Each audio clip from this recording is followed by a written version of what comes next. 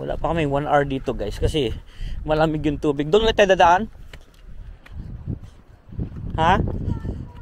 Sa bridge naman pala ako para picturean sila doon.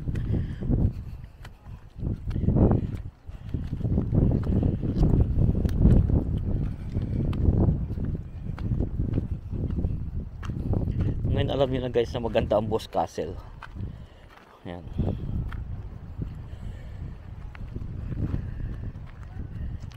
Yun nga lang siya, hindi talaga siya paano magligo.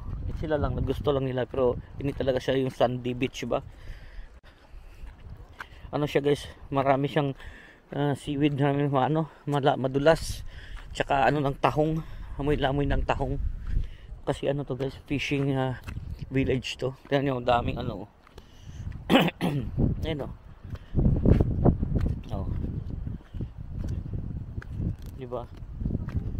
Oh. Kaya pang ano ng tahong. Ayan o, mga tahong. Sarap kaya ng tahong. Tahong ni kumare, ang sarap.